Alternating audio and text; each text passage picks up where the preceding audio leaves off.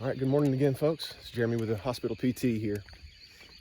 Out for a morning walk before this Saturday gets kicked off good. The family's still sleeping and doing basically a ruck right now. So I wanted to share another patient story that happened this week. It took a couple days to unfold, and just hoping to highlight the importance again of being mindful of what's happening in a hospital stay with your loved one or with yourself, and the importance of, again, I say it all the time in these videos, but the importance of advocating for yourself or your loved one, asking hard questions persistently when you're not getting the answers that you feel are sufficient. And so this gentleman came into the hospital. He came in for pneumonia, okay? And when he had, I think he was getting septic because of the pneumonia, and he had altered mental status because of it. So he comes into our emergency room. He's triaged there, and they start to, do lab work, do testing, and so on, and they find out that he has pneumonia. Well, he spends a little time in our ER holding area, and then he transfers up to a regular room. And when he was in the emergency room, they had to put what we call a roll belt on him, and that is a form of what they call a voluntary restraint. It can be undone by the patient if they have the awareness to do so, but when someone is confused, they often use that as kind of a first line of defense against someone getting out of the bed in a altered state and having an accident, falling, that kind of thing. So when they transferred him up from the ER holding area to his regular room, for some reason or the other, the roll belt got lost in translation, okay? And when he got up to his regular room, a few hours passed, his family was there, and they had to step out to go get some lunch or something like that, go down the hallway, maybe go meet another family member or something. And he tried to get out of the bed because he had to go to the bathroom. Now I've mentioned this before in other videos, but this is a very, very common thing that we see in the hospital, and certainly that we see sometimes at home. Patients getting up to go to the bathroom, and they are, a little lethargic, or they had just woke up from sleeping, or they may be confused or something like that, and they're rushing and they slip or trip, fall, and injure themselves. And that was the case for this gentleman. He injured himself. He fell, broke his left arm up near the shoulder, and as of a week ago, that was all that we knew. Okay, so that was Friday a week ago, not yesterday, but Friday a week ago. And a few days goes by, he's not moving real well. The hospitalist that's taking care of him says, hey, we need to get a therapy consult for him so that we can see if he's going to be safe enough to go home or not. So I go evaluate him on Monday, and I start asking questions about, his subjective history, and the sister is there, and she lives next door to him. So she's kind of validating things, because when I was taking his history, found out that he has a history of a stroke that has impaired his ability to express himself. And so he can understand what you're saying, but he has what they call expressive aphasia. And it's difficult for him to express himself effectively. So as I was asking questions, getting to know them a little bit better, getting to know him a little better, ask him what his prior level of function was before coming to the hospital due to pneumonia. Hold on one second, car passing. Sorry about that. As I was asking those questions, I learned that he was living at home by himself, able to perform all of the normal daily activities, dress himself, bathe himself, cook for himself. He could walk fine without any assistive device. They said that because, since the stroke several years ago, he had not been able to walk, real well, but his normal was that he was able to walk well enough and hadn't had any histories of falling until he fell in the hospital a few days prior to my consult.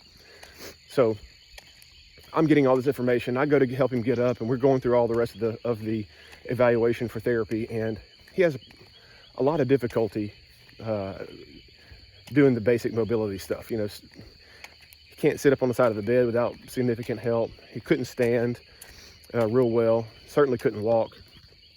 And so as I was going through the evaluation, I was making my recommendations about this is what we're going to do for therapy while he's here.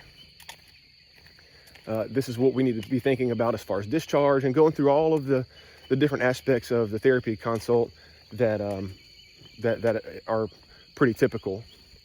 But something didn't sit right with me, because I had remembered when I did his chart review that the orthopedic surgeon that assessed his left arm fracture, when the day that he fell, they send him to do all the imaging, make sure he didn't hit his head, make sure things aren't broken, that kind of thing. Well, that's when they found the left upper extremity humerus fracture. And the orthopedic doctor in his consult indicated that they were going to favor conservative management, which means they're not going to do surgery, because the left, he said, and this was in his consult, because the left upper extremity was his hemiplegic side. Now that's a fancy word to say that it was non-functional, presumably because of the stroke that he had. Well, as I was going through completing my evaluation and asking questions and so on, turns out his left upper extremity was completely functional prior to this evaluation or this hospital stay. So I kind of just put that in the back of my head and asked the family if they were aware of any of why the orthopedic doctor chose not to do surgery, and so on and so forth. And there are tons of reasons why not to do surgery. I mean, there's always a risk versus reward question that has to be answered as it relates to surgery. But in my mind, this gentleman was completely functional, living at home alone, at 58 years old or so, and he'd had some issues because of the stroke in the past, but was able to live by himself. Okay, and to see that the orthopedic doctor just did not want to do surgery because, or from what it appears in his consult, he indicated that he wasn't going to do surgery because the left upper extremity was presumed to be hemiplegic or non-functional, if you will. So, okay, we established a plan of care. We're going to see him 1 to 2 times a day for therapy while he's in the hospital. And so that was Monday that I did the evaluation. Tuesday, Wednesday, Thursday, he's very motivated to participate, but he's still having a lot of difficulty moving around. And it concerned me, because I wasn't sure. It was unclear to me as to why he was having so much difficulty moving, standing up, trying to walk, get to a chair, that kind of thing, given that he was independent prior to this incident. And so I started asking more questions to the family, just kind of being a little bit skeptical. Like, are we sure was he walking really well? He wasn't using any assistive device, and there were a couple of days there where family wasn't available. They weren't visiting him in the hospital. And so I finally got to talk with the sister again, and she said, absolutely, he was able to walk, much, much, much better than what he's able to now. And we had been trying to, in the hospital with him, we had been trying just to stand and pivot to sit to a chair. We hadn't even tried really walking. So I noticed in all my treatments that he had trouble. He had trouble bearing weight on his left leg. Okay, he did not want to offload his right leg when we were in standing so that he could take a step with his right leg. So little alarm bells start going off in my head, because he fell on his left side. He had the left humerus fracture, and periodically he would grimace when he would move his left leg. And so I thought to myself, this is This is not typical for someone who was walking somewhat normally prior to this incident. I started to suspect that he had some sort of injury at his left hip, as in addition to his left upper extremity. So I went back and looked at the imaging and reviewed the imaging, because they scanned everything on the left side. They scanned his arm, his elbow, wrist, hip, knee, and so on. And at that particular point, they didn't see anything. All the imaging for the lower extremities, or the lower extremity, was negative. But clinically, he presented like something was going on. So I said, and this was like on Tuesday. I started Tuesday afternoon, probably my second or third time to see him. And I started to suspect that we might need to look a little bit deeper. Now, the orthopedic doctor had signed off on him at this particular point, because they weren't going to do surgery for the left arm. And I had questions about that.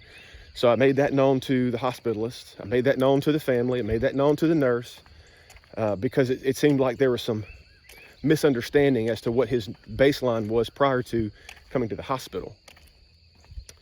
And then I started raising questions somewhere middle of the week about this left hip. And so I let the nurse know that I had some concerns. I let the doctor know, the hospitalist know that I had some concerns. And to make a long story short, or not so short story, long, if you will,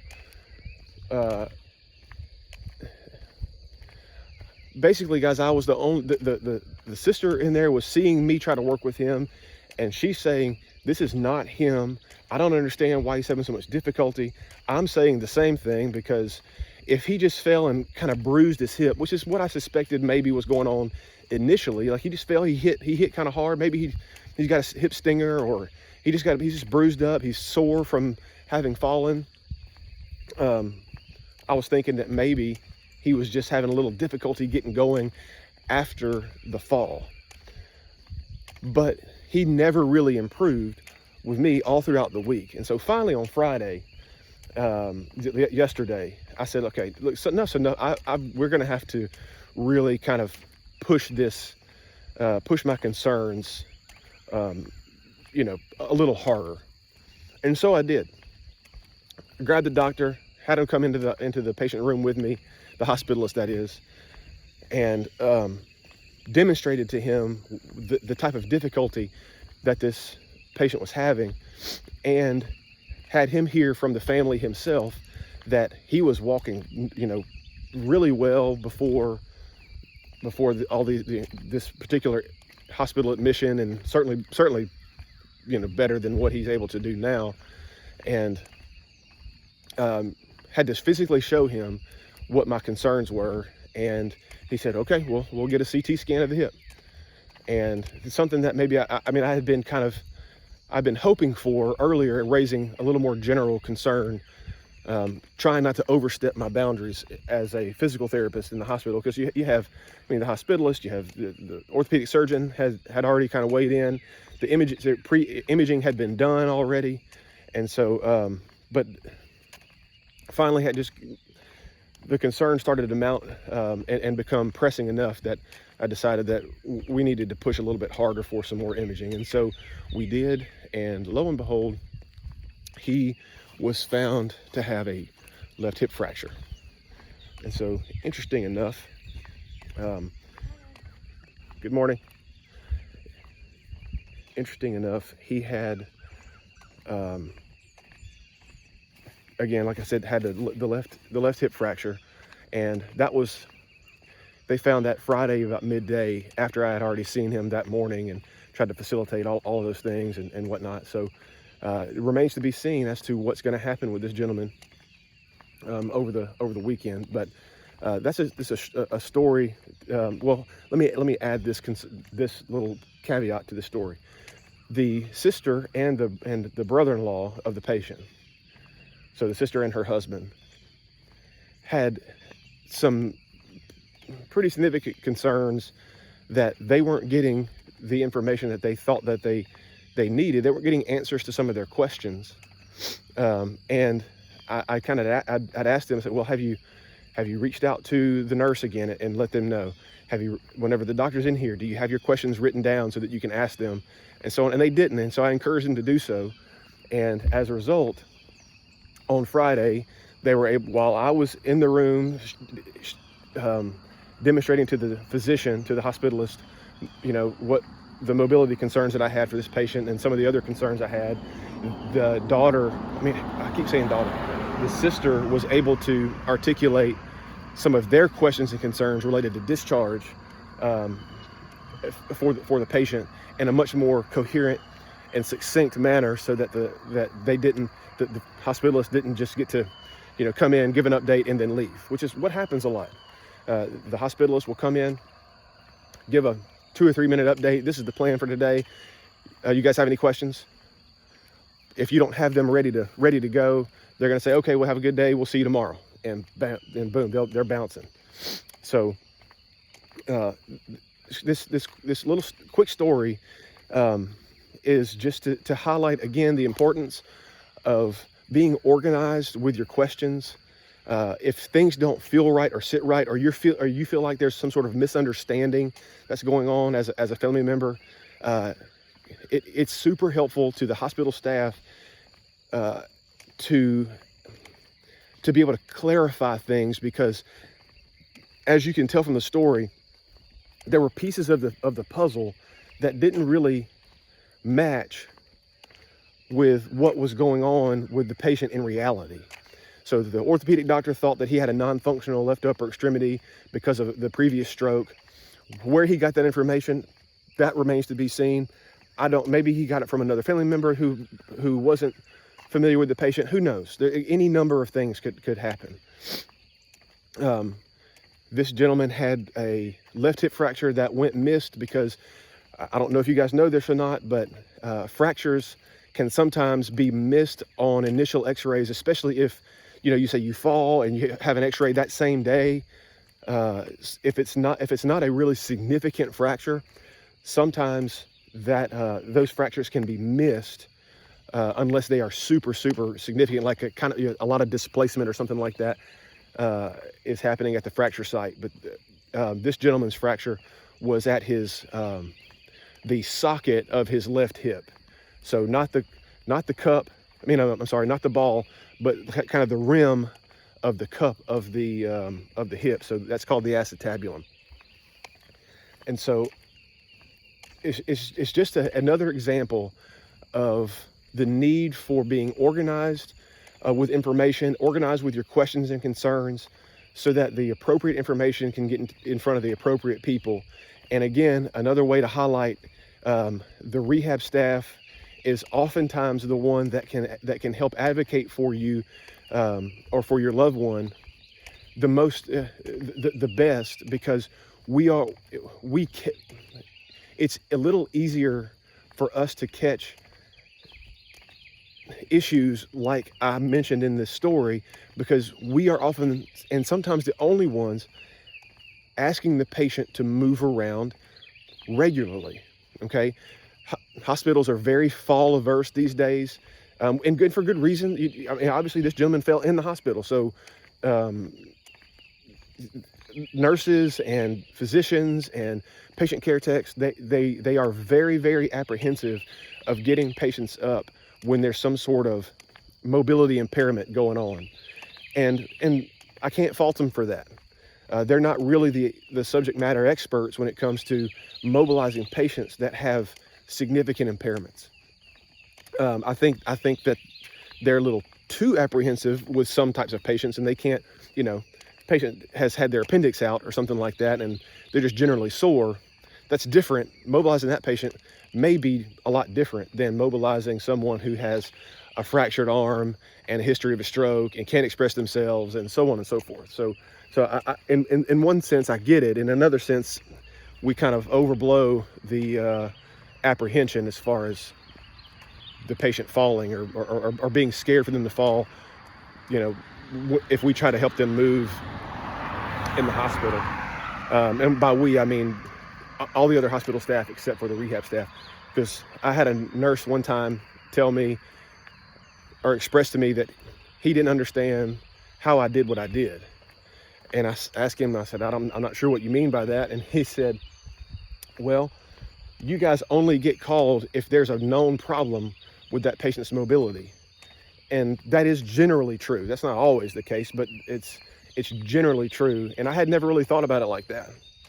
So guys, use the resources you have available to you in the hospital. Be organized with your questions. Be willing to be the squeaky wheel, and be that person to persist, to ask the same questions over and over again if you're not getting the answers that you need. Hospitals normally have patient advocates that can help run interference if you feel like there's information that you need that you're not getting as it relates to the patient, or if you're the patient, for yourself. And don't be, because my greatest fear this week was this gentleman was going to discharge and we were going to have missed something. That was my greatest fear. And so thankfully, I was able to kind of organize my thoughts as well. And I have good rapport with the hospitalist that was on shift that day. Demonstrated to him, and he was receptive, and so it ended up working out with the patient. And so he got the imaging he needed, and we can go forward and establish a new plan of care based on the new information that has presented itself. So advocate for your families, advocate for yourselves. Don't be scared to do that. It can be the difference in a safe discharge versus an unsafe discharge, or getting things addressed that need to be addressed, or not having them addressed. Because like I mentioned in one of my last videos, the hospital is trying to get you or your loved one as medically stable as possible.